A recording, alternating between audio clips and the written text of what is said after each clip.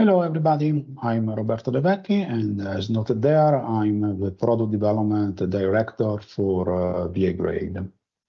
So I will do a brief introduction to what you're going to see later on from my colleague, but please, I want to start from the concept of zero prototype. Zero prototype is a mission that VI-Grade started a while ago, and essentially is our aim at providing solution to the automotive industry that enables the reduction of number of physical prototype getting produced, moving most or as much as possible development into the virtual world. In order for this to be possible, we need to be able to provide a solution that could cover the offline simulation needs, as well as the human and hardware in the loop requirement. Finally, be able to bring also technology directly in the vehicle. All these enabling and targeting the virtual sign-off of a new development program. Over the years, VI-Grade expanded his product line, providing solutions for multiple independent disciplines like ride and handling, MVH, ADAS and autonomous vehicle, HMI, and motorsport. The next step is to cross this boundary and look at an integrated multidisciplinary approach to the vehicle development.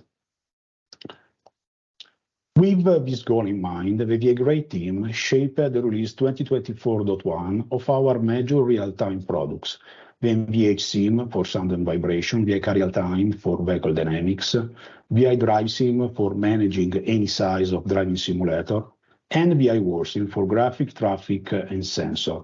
As you will hear shortly from the rest of the team, we added great functionality to each of these products, but what I consider even more important is that we managed to continue expanding the possibility of integrating those products, using them in a synergic way, as we showcased a while ago into the just released the Compact FSS simulator, or through a new mixed reality application. And with this, I want to hand over to Mauro that will drive you through the VI-CarRealTime news. Thanks, Roberto. My name is Mauro Cavalletti. I'm VI-CarRealTime Product Manager here at VI-Grade.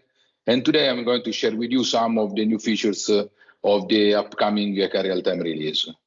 As mentioned by Roberto, with our tools, we constantly try to support our user in their journey to bridge the gap between testing and simulation. VI-CarRealTime is the perfect starting point to help any car designer to bridge this gap. For those who wants to combine the ability to perform large-scale UI experiments with detailed analysis of components such as tire, dampers, or springs, with analysis of subsystems such as steering, suspension, or driveline, and for those that are interested in full vehicle simulation. VI-CarRealTime offers the possibility to do this with one single model for offline and for online application like HIL or driving simulator. So I will now start sharing with you some of the features that we implemented in VI-CarRealTime to make this journey better and the goal of the zero prototype closer. Functional mockup unit is one of the most popular standards in the automotive industry and not only automotive, to share entire subsystem or single components developed in different environments. So supporting FMU connection is crucial for component usability, collaboration, and model accuracy. For all these reasons, and to make the use of FMU components as a VI-CarRealTime vehicle model extensions more flexible and intuitive, the VI-CarRealTime FMI interface has been completely redesigned in this new version. By importing an FMU in VI-CarRealTime, the user can interactively review and tune the FMU model parameters that are exposed in the subsystem interface, create connection between the FMU and VI-CarRealTime input and output port through a wizard that makes the procedure completely automatic and user intuitive, and set the FMU initial conditions. In addition to that, bringing the parameters of the FMU inside VI-CarRealTime interface, they become automatically available as candidates for the investigation mode and can therefore be included in a design of experiments or optimization as any other parameters of the VI-CarRealTime model.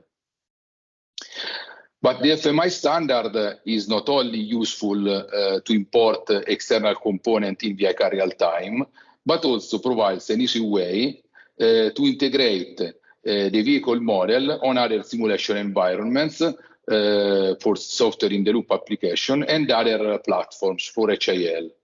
Especially when we look at HIL, supporting the FMI model allows the integration of the vehicle with real hardware components, enabling accurate tests of both the virtual model and the physical component. In a real version of CarRealTime, we already supported the possibility to configure and create a FMU, a functional mockup unit embedding the VI-CarRealTime vehicle solver, but this was only limited to the Windows environment, to the Windows platform. With this last release, we add the compatibility of the VI-CarRealTime model FMU with Linux real-time on PXI HIL platform, which makes the integration workflow of VI-CarRealTime on the NI platform and its maintenance much simpler. Same approach will be extended in the future to other HIL platforms. In the effort to make VI-CarRealTime model easier to customize, we introduced in earlier version of the software the possibility to define external actuators. Several types of actuators are available: single component force, inline or point force, point torque, general actuators with general 6 component force. With the early release, it was only possible to define in VI-CarRealTime the topology of the actuator, attachment, bodies, action and reaction markers, reference marker, but it was not possible to define the magnitude of the force. Dedicated input for force magnitude were generated automatically, and they could populate it to one of the available external interface of VI-CarRealTime, FMU, Simulink, or Solver plugin. Providing the force from an external component is possible, but with this new release, we introduced the possibility to define force expressions directly in VI-CarRealTime. The force magnitude can be defined through an expression that features constant parameters, state variables, differential equations, splines, measures that are basically output of the VI-CarRealTime simulation, and a variety of built-in functions. In case all these elements are not enough to define a specific actuator expression, it is even possible to embed a user-defined algorithms available as an external library. So with this new feature, we basically provide the possibility to the user to define an actuator entirely in VI-CarRealTime without any need to rely on external components or extensions to the VI-CarRealTime model. One of the area with the highest interest in vehicle development today is for sure the driveline, especially due to the increasing presence of electric motors in our vehicles. Modeling the torsional behavior of driveline components is a very important part of the engineering process for electric vehicles because it affects performance, durability, and vibrations, even more than with IC engine. A feature that we added in this release to meet the request from several customers in driveline modeling is the introduction of the torsional degree of freedom for the side shafts.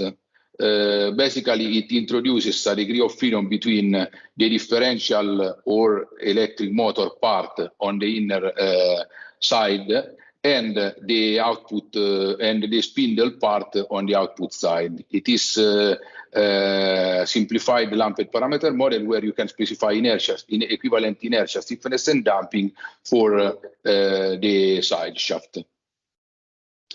But the improvements in this version of VI-CarRealTime are not only limited to aspects relative to vehicle modeling, but they also involve the entire simulation process. One of the areas where we introduced many improvements is the investigation mode, the environment in which VI-CarRealTime allows to define and execute design of experiments. One of the many investigation bottlenecks in the past was the performance in input track generation, which, especially for short simulations, could even exceed the execution time of the solver job. The investigation mode has been completely restructured. The input track generation is now much more efficient. In some cases, it can be up to 50 times faster than in earlier versions. And even the post-processing of the results, which is necessary to compute the responses of the DOE, is much faster thanks to the introduction of a new output binary file format based on the MF4 ASAM standard, which greatly improves the performance in both writing and reading, with performance improvements up to 10 times. In addition to the performance enhancements, also the definition of the design of experiment and of the candidates has been improved. With this new version, in addition to the model parameter and of the FMU model parameter that I mentioned before, it is also possible, in case of a co-simulation event, to use the Simulink model parameters as investigation factors. Simulink model selected for the simulation is parsed automatically, and for each parameter present in the model workspace, a corresponding investigation candidate is created automatically in VI-CarRealTime and can be used as a factor of the DOE. This is also true for event candidates. This feature at the moment is limited to candidate event and allows to use the investigation mode not only to perform design of experiments on the model, but also to automate the event variations using the event factors.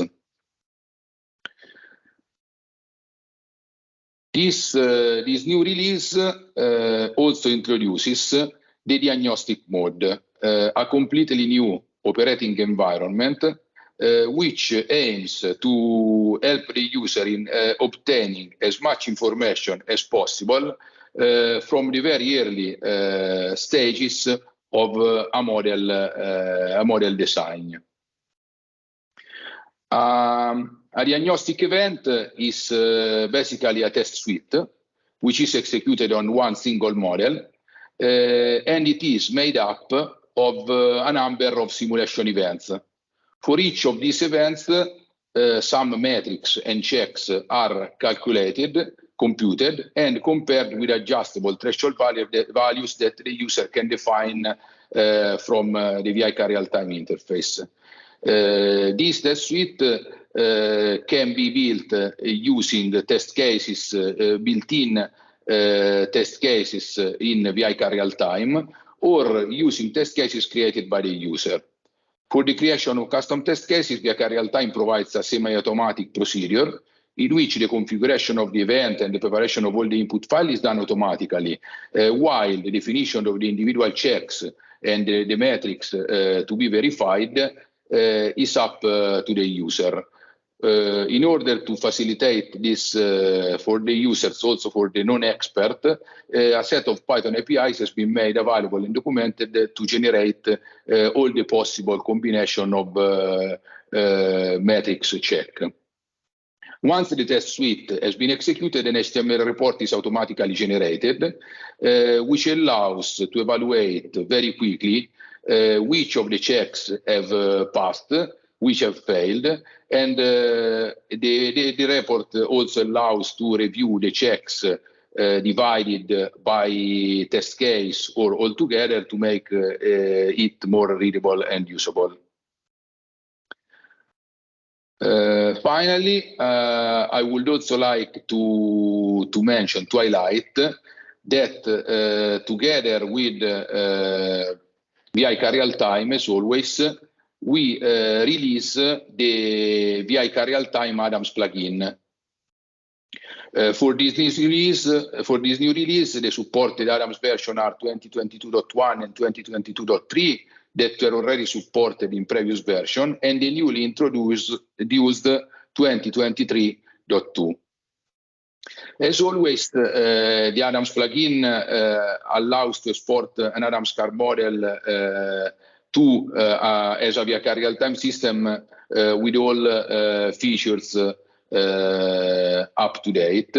And this is true also for this version of the plugin. Just to mention an example, in this version of VI-CarRealTime, we introduced the support for suspension compliant defined using hub forces with center forces as an alternative to the original methodology which uses forces at contact patch. And the VI-CarRealTime plugin has been updated accordingly, allowing compliance export in either one of the two methodologies available. And the same is true for all the other features that can be exported from Adams to the VI-CarRealTime vehicle model.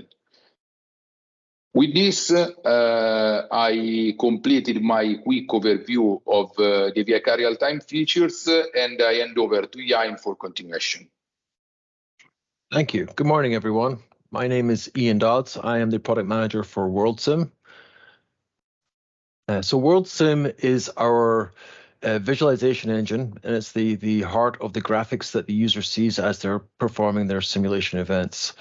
The WorldSim is not only graphical visualization, but we also have the world definitions and world control within WorldSim. So we have AI traffic and also sensor feedback from what's happening within the environment.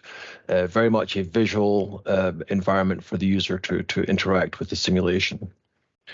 One of the things is obviously trying to get that visuals as realistic as possible. And as we proceed forward with our development, the graphics are becoming more and more realistic, so you can't deter the difference between the real world and the graphic simulation. That's the ultimate goal. WorldSim is also available in a standalone mode, so you can actually run it in offline mode, run experiments integrated with MATLAB and Simulink to interact with the sensors and the world offline from your simulation. And that also supports ADAS use cases as well. So what's new in 2024? One of the biggest enhancements we've done within 2024 is adding in or migrating to the Unreal Engine 5. Unreal Engine 5 has given us the ability to have improved lighting, improved shadowing, and improved texture control. As you can see here, we have an older version of rendering, a newer version of rendering, much more realistic graphics coming into play. Shadows are a lot more realistic, lighting reflections are a lot more realistic. We've also updated the user interface, so it's falling more in line with some of the other VI grade tools, where we have the navigation icons down the left-hand side here, and the help menu is available in PDF format as well as HTML web format. And this is a screenshot of the authoring environment that's part of WorldSim, where the users can click and drop and drag components as they're authoring their scenario and their world for execution within the simulation. Here's some example renderings of what's capable within the new version within Unreal 5. These are actual screenshots from running simulations. They're not marketing generated renderings. These are our real screenshots taken from executing simulations as we've been going through our development process. As you can see here, we've got a lot more realism coming in here. Much better shadows, much better lighting, so on and so forth. also within WorldSim, as part of the next release, is we have introduced a VR capability. This gives a much richer, more immersive experience using the virtual reality, and we have also included the capability of doing augmented reality. So this video here is showing a augmented reality pass-through capability where we're passing through the user's real hands into the simulation. So what you're seeing here is the virtual world being simulated by WorldSim, and then using the capability of the VR headset with the cameras on front, we can actually pass through the portions of the real world. Users' hands, possibly even some dashboard components or interior components you have within your simulation rig, can be passed through into the virtual world as well. The virtual reality is based off of the Open XR technology. Although we've focused a lot of our development around the Vario XR3 headset, we are also preparing for the future expansion of new headsets, and OpenXR allows us to support multiple headset types without having to rewrite a special version of the simulation or the tool for the capability of supporting new headsets. And then any WorldSim environment that you author within the environment is immediately VR enabled. Nothing special has to be done to your configuration. You just launch WorldSim from within DriveSim within VR mode, and you have the fully immersive capabilities of VR as opposed to screen projection. Within WorldSim and within the VR capability, we also wanted to integrate the dashboard capability. We have a product called VI-Dashboard based on the Qt technology, where we can actually simulate the dashboard capabilities and HMI center console type interfaces here. And this allows us to bring into the rendered world live dashboard capability within the simulation. So what we have here are some examples here where we've actually defined a surface within the rendered world of which we can superimpose a live dashboard or a live center console display. And this is also compatible with your previous versions of or previously authored dashboards, and they appear within the WorldSim environment. Particularly useful within the VR capability, where we want to give the user a much more immersive experience.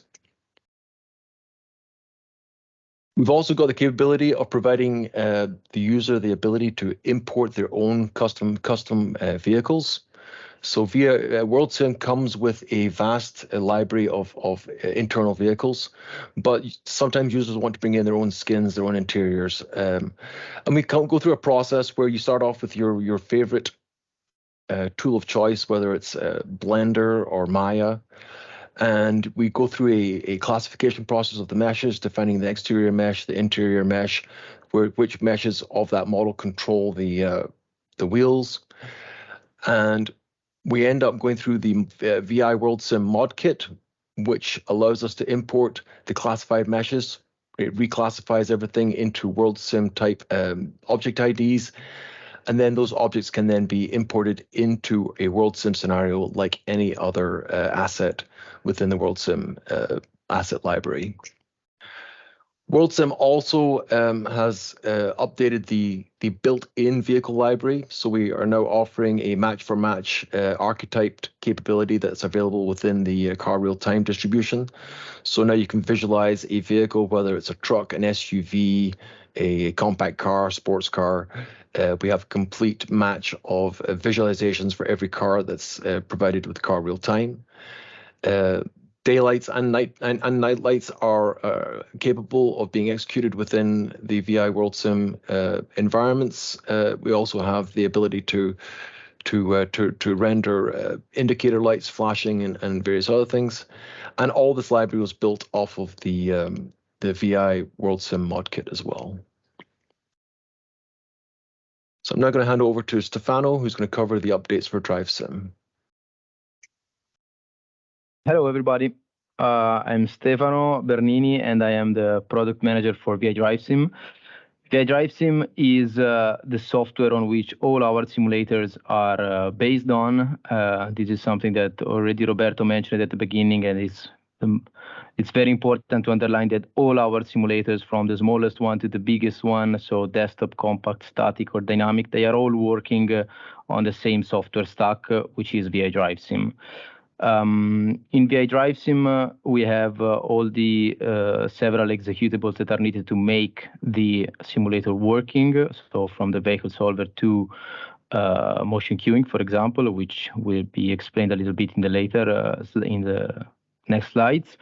And of course, it can also be integrated with the external vehicle model through the VI certified program.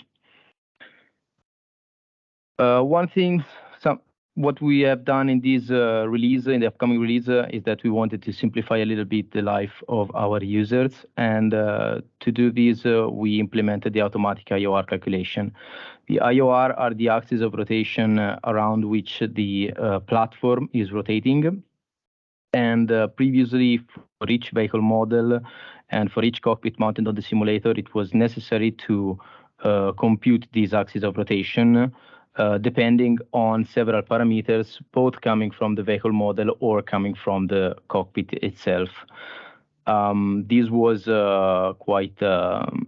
it was mandatory to have a different IOR for all vehicle models, and with this release, we are making this automatically. So basically, the IOR are calculated automatically starting from the vehicle model. So during the startup of the simulation, the vehicle parameters are automatically calculated, and this is happening when VI-CarRealTime is used, while the cockpit parameters can be stored in a JSON file, which is again loaded at the simulation startup.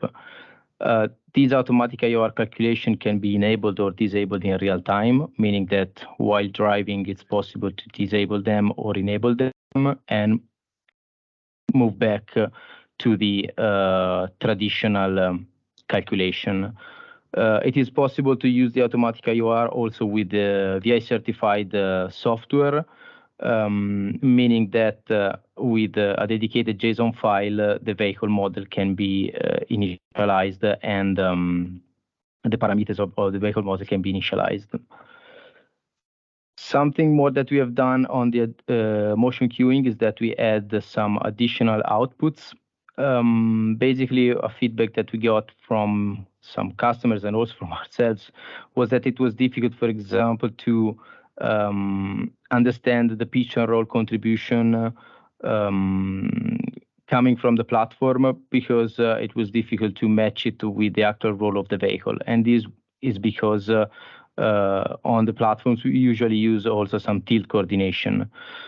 What we have done is that we split these two contributions. So we have now both the global roll or pitch of the platform, but also the roll coming of the platform coming just from the vehicle model, and the global roll coming from the tilt contribution.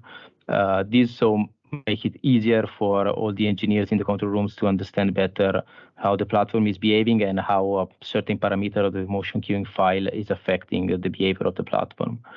We have also added some additional outputs in terms of longitudinal and lateral velocities and acceleration in different reference frames. So we have the global reference frame, which is the classic outputs, and then we have the outputs on the top disk reference frame, which is basically as the global, but with the yaw and Z contribution. And then we have the outputs at the driver reference frame, so at the driver is point. The driver point is calculated based on the cockpit JSON file used for the automatic IOR calculation. And a trick that can be done actually with this feature is that by setting a generic point, the outputs can be actually calculated anywhere on the platform. Another point which is very important for us is to always give the VI certified software the same features that we are using with VI-CarRealTime. And so what we have done is that we have updated our protocol for VI certified. This means that we have expanded the list of channels that need to be populated by external solvers to be compatible with our compact FSS simulator. This means that the vehicle model should populate additional channels compared to before. And these channels are then streamed to the VI NVH simulator through the IDB NVH. These additional channels will also use to calculate vibrations on the shakers for the steering, the seat rail, and the longitudinal shakers. We have updated the protocol to support the positional queuing, which is a feature that we are strongly using in the last period, let's say.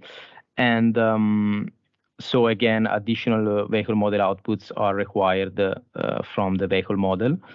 And then we have updated the simulation manager to retrieve some vehicle model information at startup, even from external solver, which was not possible before.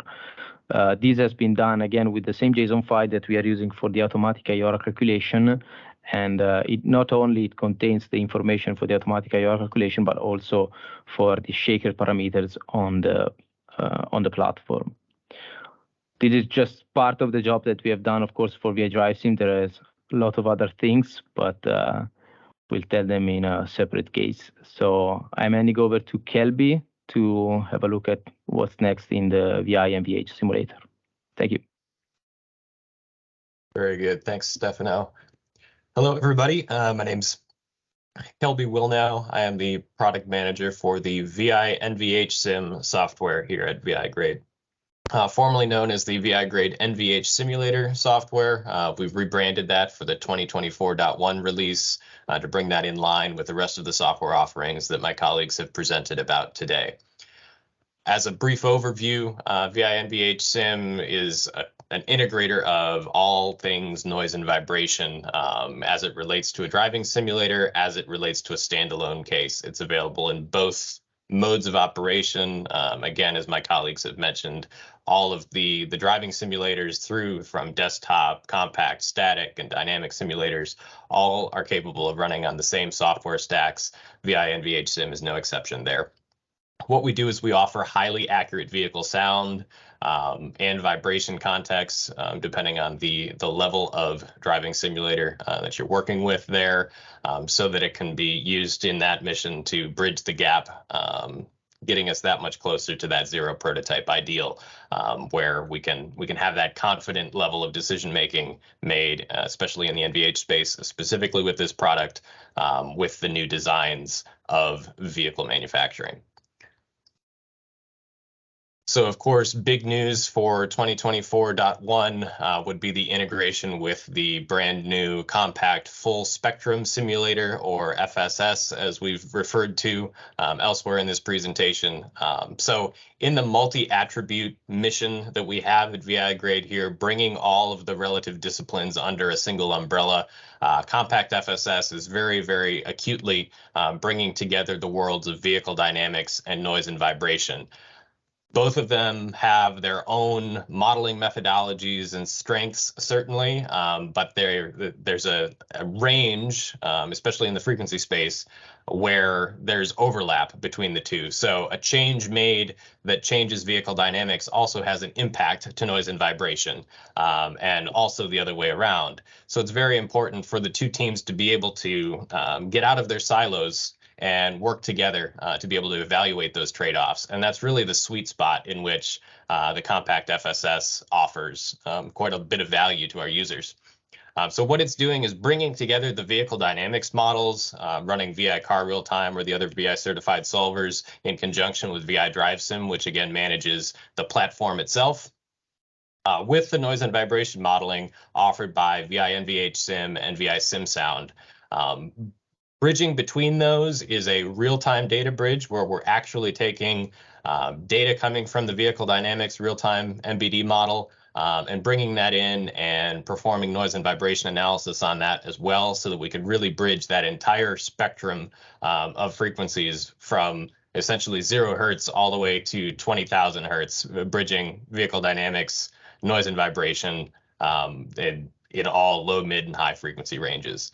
And so bringing these two softwares together, of course, is a big component of what we have here in the 2024.1 release as we start looking at bringing in that real-time data bridge in specific. Another big topic that we have, perennial topic of electric vehicles. Certainly, we're in that space where electric vehicles are more and more prevalent, especially as we're looking to the future. What does the new vehicle sound and feel like? So we've made big strides in making it easier to build these models, exercise these models, and otherwise be able to make those confident decisions about the new designs. So specifically, we've made big improvements to the RPM auto tracker, enhancing the algorithm so that we get higher accurate results and more immediately without needing to go into a bunch of menus and change a bunch of parameters and iterate to get that solid signal.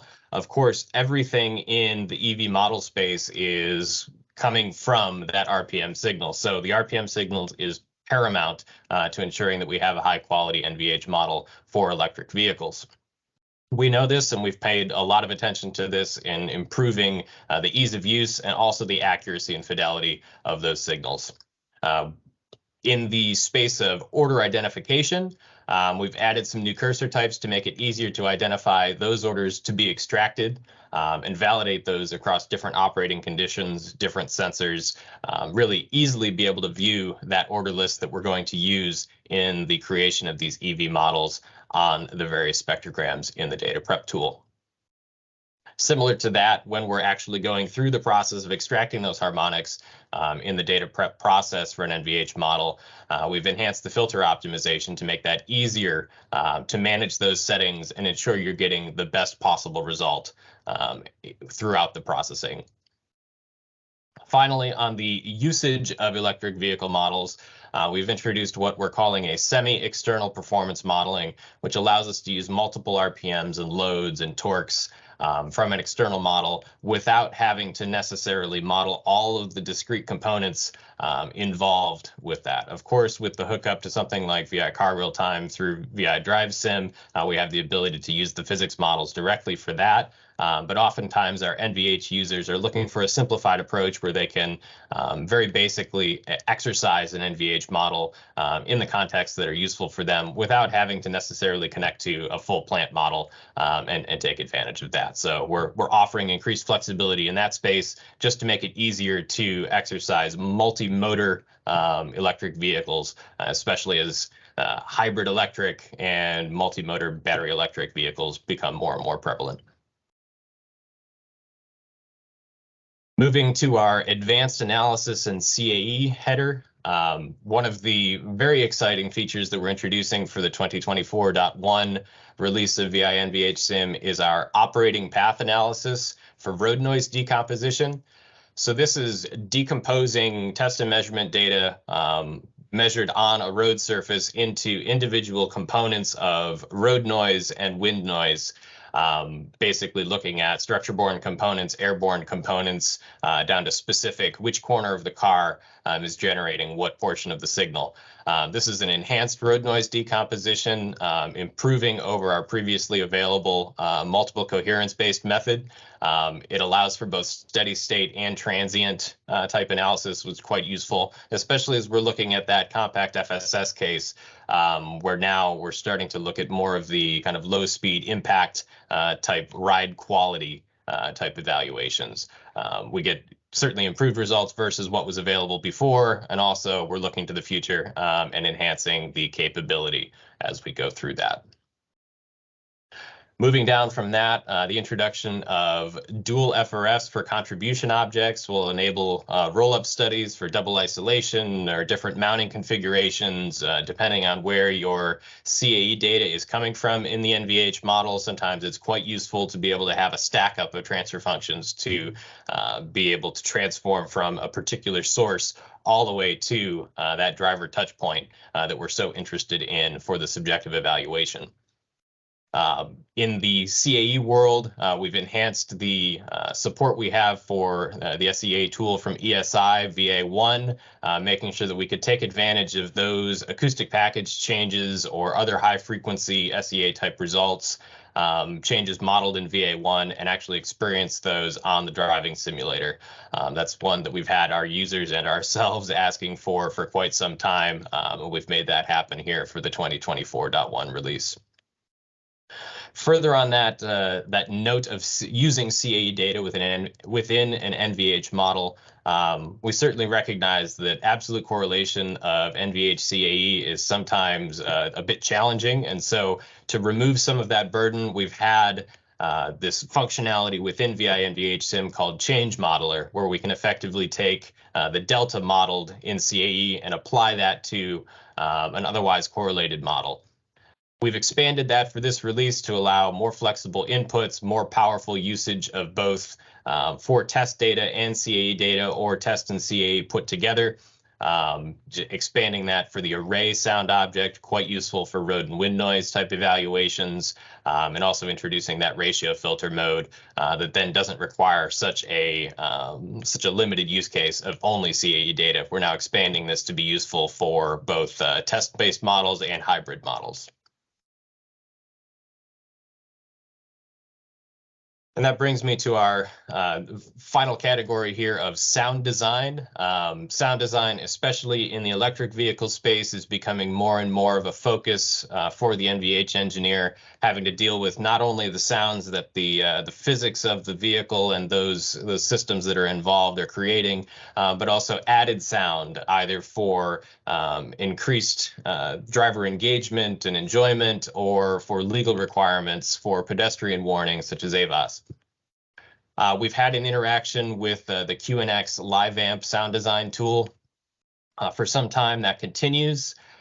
We've expanded that and made that easier to be able to share designs and models between PCs with VI-NVH-SIM, including the entirety of those designs now in the relocate and pack and go functionalities within the software.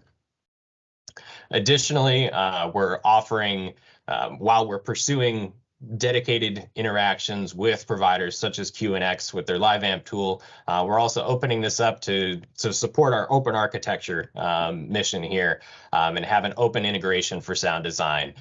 We have an abstraction that's available for Max MSP, which is a virtual prototyping tool in the audiovisual space, often used by sound designers for kind of prototyping some of these sound designs, and being able to share audio between different softwares running in the loop, between the audio generation of the sound design software and also VI-NVH-SIM, which provides the context to the rest of the vehicle sound, so that the designs of the sounds that are being made can actually be evaluated in the proper context of the rest of the vehicle sound. And so that's offered as part of our XIL streaming bridge license package, new for 2024.1. So with that, that concludes the VI-NVH-SIM component of this. I'll bring this to our summary slide for all of the software packages. I'll thank you for joining us today. Bye. Goodbye. Thank you. Bye-bye.